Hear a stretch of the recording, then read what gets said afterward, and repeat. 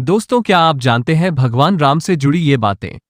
Number 1, Ramayan के हर 1000 श्लोक के बाद आने वाले पहले अक्षर से गायत्री मंत्र बनता है।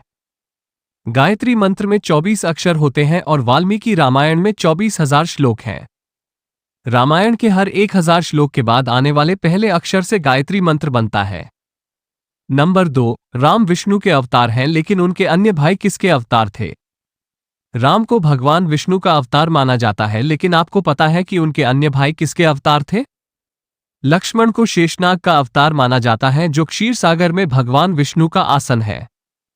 जबकि भरत और शत्रुघ्न को क्रमशः भगवान विष्णु द्वारा हाथों में धारण किए गए सुदर्शन चक्र और शंख शैल का अवतार माना जाता है।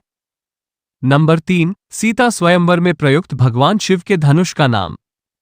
हम में से अधिकांश लोगों को पता है कि राम का सीता से विवाह एक स्वयंवर के माध्यम से हुआ था। उस स्वयंवर के लिए भगवान शिव के धनुष का इस्तेमाल किया गया था, जिस पर सभी राजकुमारों को प्रत्यंचा चढ़ाना था।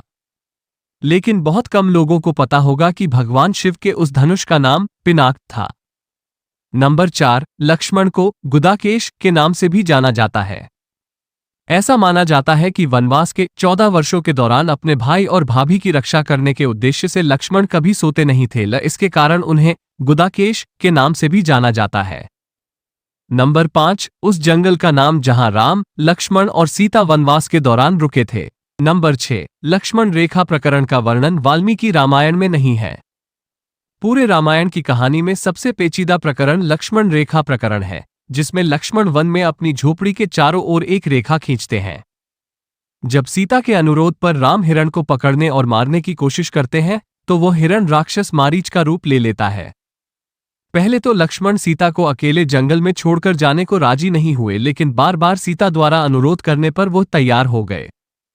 इसके बाद लक्ष्मण ने झोपड़ी के चारों ओर एक रेखा खींची और सीता से अनुरोध किया कि वह रेखा के अंदर ही रहे, और यदि कोई बाहरी व्यक्ति इस रेखा को पार करने की कोशिश करेगा तो वो जलकर भस्म हो जाएगा। इस प्रकरण के संबंध में अज्ञात तथ्य ये है कि इस कहानी का वर्णन ना तो वाल्मीकि रामायण में है और ना ही रामचरितमानस में है। लेकिन रामचरितमानस के लंका कांड में इस बात का उल्लेख रावण की पत्नी मंदोदरी द्वारा किया गया है, जो एक सत्य घटना थी।